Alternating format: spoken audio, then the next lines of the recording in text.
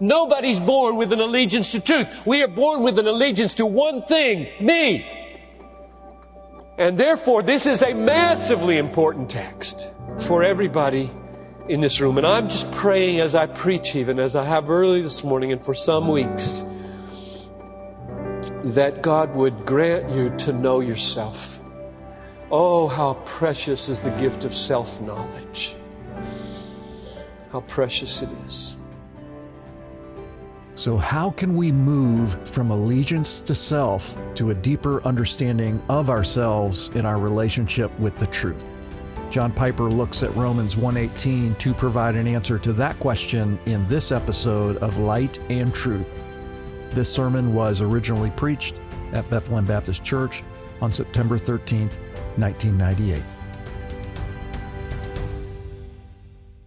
Father, as we take this holy word into our hands now and into our minds, we acknowledge our utter dependence upon you to understand it and to believe it and to live it. Left to ourselves, we will misunderstand it, distort it, reject it, become licentious or legalistic with it. And so I ask for your help, for me, for a very special enabling and anointing.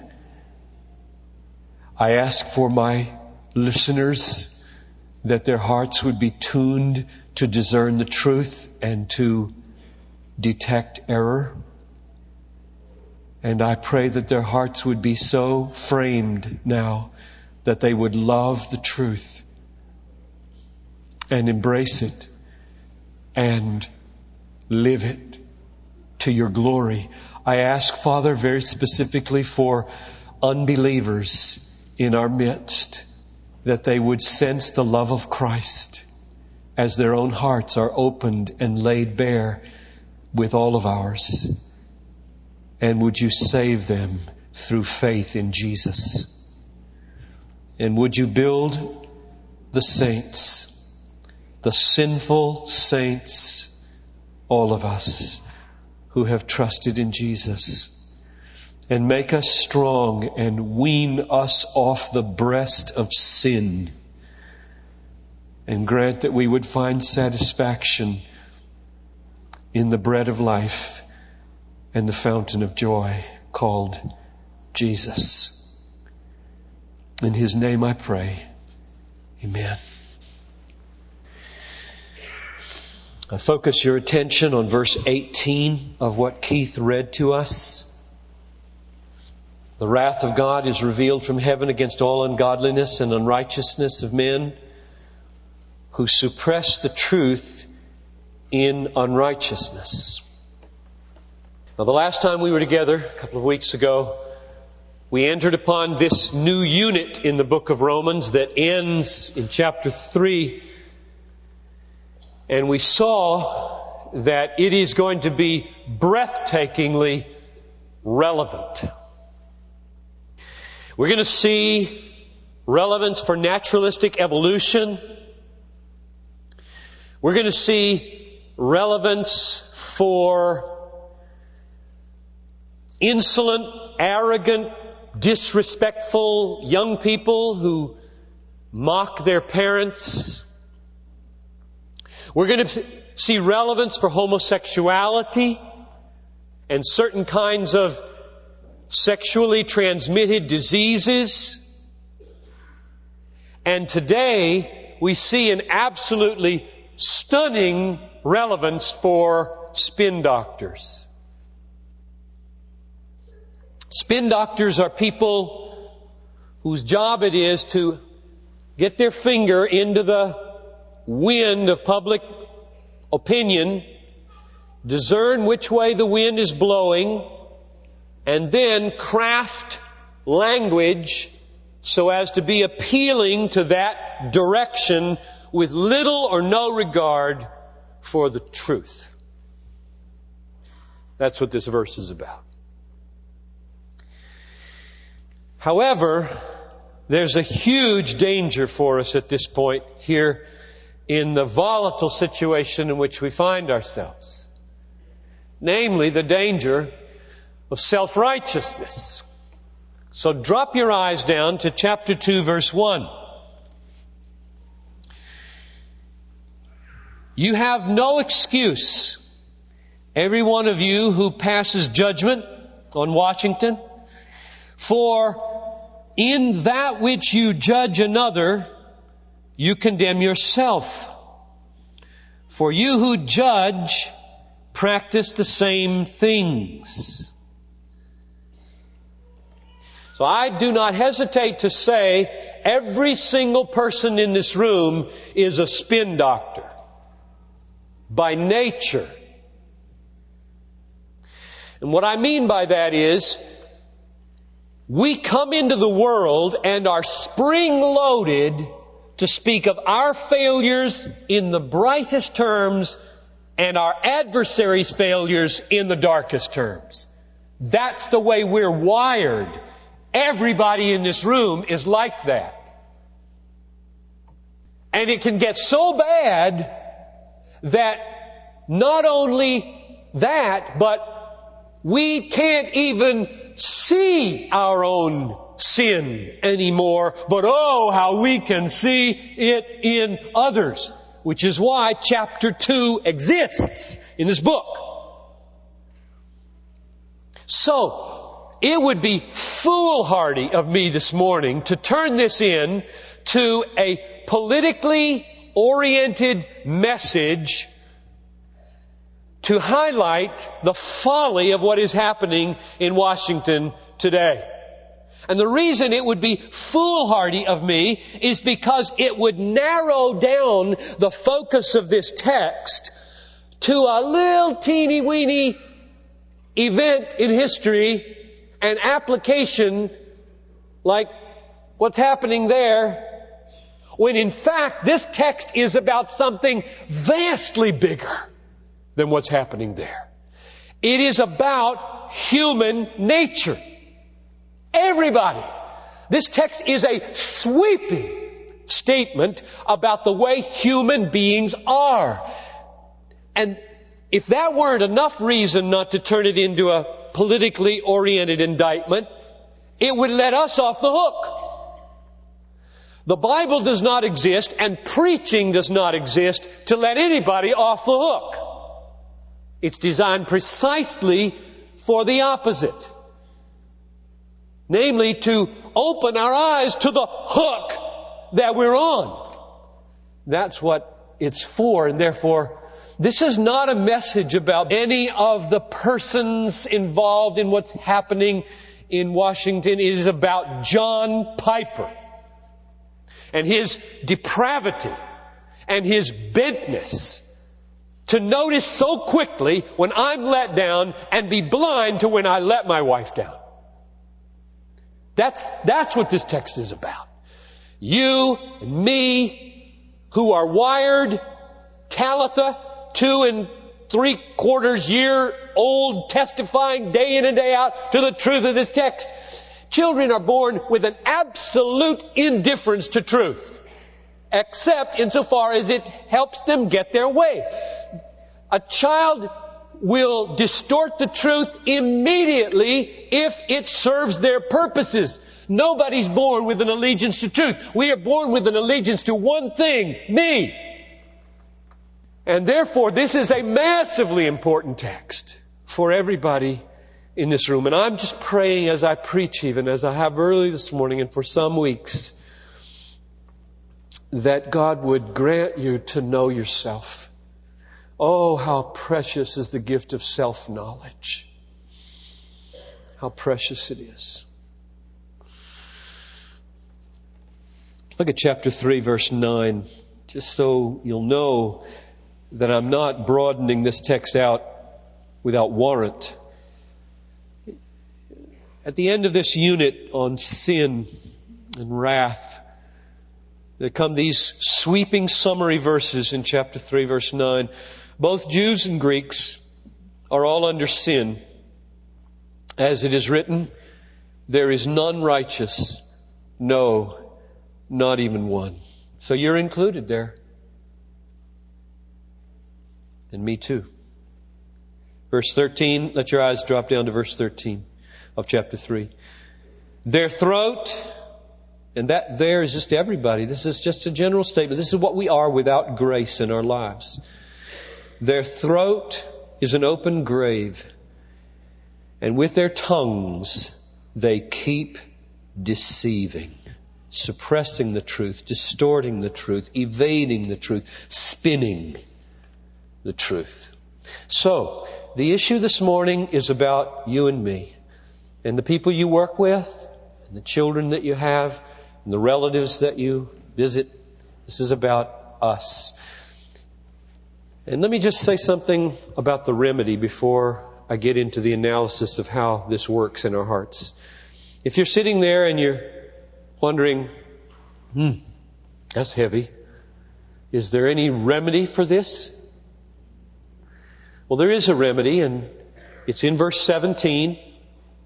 And the remedy is a gift of righteousness that is not our own. So I'm going to talk about our unrighteousness and how it plays itself out in suppressing the truth. But you need to know there's a remedy for this. And the worse the news sounds about your heart, and I'll tell you, to get to know your heart is a pretty bleak thing. The worse the news sounds about your heart, the more precious verse 17 ought to sound. Okay? So we'll be back there in a little bit. But let's go to verse 18 and listen. The wrath of God is revealed from heaven against all ungodliness and unrighteousness of men who suppress the truth in unrighteousness. So here we are, we're ungodly and we're unrighteous, and we are truth holders, downers, truth suppressors, truth evaders, distorters, spinners. And if we can't evade it, you know what the other tactic is. We've all seen it. Seen it in ourselves, seen it in our kids, seen it in church discipline affairs, and seen it in politics. If you can't evade the truth of your own indictment, the next step is blame somebody else. Accuse, deflect. It's called deflecting. And we've all done it. It was done in Genesis 3, right? She made me do it. That's why I ate. The snake made me do it. That's why I ate. It's an old story. Well, there are several questions. Number one, what is the truth being suppressed here? Is there a point to it? Is there a focus? I believe the answer and the focus is given in verses 19 following, so just keep reading. We suppress the truth in unrighteousness because that which is known about God. Now just stop right there. There's the first clue. The truth that is suppressed is a truth about God. Something we know about God we don't want in our heads. And so it is suppressed. Keep reading. What can be known about God is evident within them, for God made it evident to them. For since the creation of the world, His invisible attributes, now He gets specific. Not just a big, vague truth about God, but He mentions a few things. His invisible attributes, namely, His eternal power and deity or divine nature, have been clearly seen and being understood through what has been made, so that they are without excuse. So there is objective truth, and I think this is the truth, fundamentally, that is being suppressed. There's a God, He's eternal, and He's powerful. And He made everything. And therefore we owe Him everything. Which leads us now to the subjective side of the truth in verse 21. For even though they knew this God, they did not. Here are the two things that are beholden to those who know such a God. They did not honor Him, that is, glorify Him as God or give Him thanks. That's the subjective side of truth. The truth is we should live for God's glory. The truth is we should live lives of gratitude. So let's sum it up. What's the truth? The truth is there's a God. He made everything, and therefore nothing is outside of Him. There are no competitors. He is the God, not a God. He is powerful because He made everything, and everything is under Him, and He's sovereign over it. He's eternal. He had no beginning. He'll have no end. And therefore He never came into being. There is nothing outside or before Him that made Him the way He is. And therefore He is absolute reality. We reckon with Him or we perish. And therefore we exist for His glory. And we exist as beneficiaries of His bounty. And our lives, therefore, the meaning of human life is to display that God through gratitude to Him. That's what we have here. That's the truth that everybody suppresses by nature. It is so radically indicting to the love affair with sin, the love affair with independence, the love affair with self-reliance, that we suppress it. Let's confirm this with a few verses later in the chapter. Look at verse 25. They exchanged the truth of God. That's what we've been talking about. They exchanged the truth of God for a lie. Now this exchange is nothing other than suppression. Trade it off for a lie. Embrace the lie, bury the truth, and then you don't have to reckon with it. And the lie here that is being embraced says, they worshipped and served the creature rather than the Creator, who is blessed forever. And the number one creature is me. And that's what we're going to see is the root origin of homosexuality. Because me is always my sex. Look at verse 28. Just as they did not see fit to acknowledge God any longer. Now, there's a more literal rendering here. It would go like this. Just as they did not see fit to approve having God in their knowledge. There's again the suppression. So they have God in their knowledge, they have some inkling of it, some intuition of it, some sense of it, and they don't like it and don't approve of it, and so they suppress it. And therefore God gave them over, it says, to a depraved mind. So we see a suppression, we see an exchange, and we see a disapproval, and it all means the same thing. God comes into our knowledge, and we don't like what we see, and we suppress it so that we can be God. Do what we want to do, when we want to do it, how we want to do it. Thank you. Don't tell me how to live my life, how to do my marriage, how to do sex, how to do money, how to do my job. Bug off. I don't even think you exist. Suppress. And that's what everybody's doing. Everywhere. Apart from the marvel of sovereign awakening grace. There's a blindness that happens when you do this. You can't even see truth anymore sometimes. Look at verse 21 of chapter 1. Even though they knew God, they did not honor Him as God, give thanks to Him. Verse 21, but they became futile in their speculations. Their foolish hearts were, this awful word, darkened. O God, have mercy upon our darkness. In other words, part of our condition is that we suppress the truth in such a way that it's subconscious. We don't even know we're doing it. We're blind. We're in the dark. So, sum it up. The answer to this first question, what is the truth we're suppressing? God exists. God is eternal. No beginning, no ending.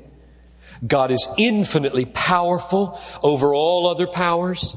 God supplies us with everything. Therefore, our response to truth and the truth that is to be in us is to live for His glory. And the way mentioned here that we do that is gratitude. That is a life of continual exaltation. If you know anybody, including the person in the mirror, who does not live a moment-by-moment life of exaltation in the beneficence of God, you know a spin doctor and a suppressor of the truth, and that's everybody on planet Earth. Now, there are a couple of implications to draw out of this. We at Bethlehem love some things about God and have an angle on God that is very precious. One of the things we like to say at Bethlehem, and I want to draw it out of this text so that you hear it again and again, is God is glorious and exists to magnify His glory on the earth. His great passion in the universe is to be known for who He is, exalted for who He is, loved and cherished and hoped in and treasured for who He is, and thus displayed for all His great glory.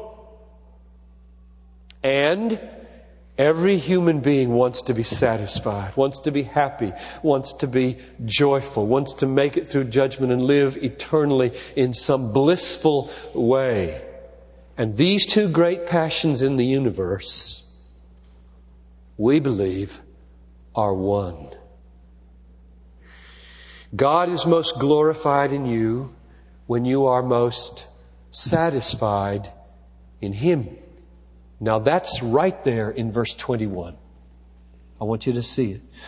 Even though they knew God, they did not glorify Him as God or give Him thanks. Now just think about those two words.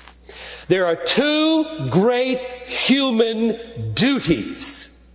One is to so live that God be displayed as glorious.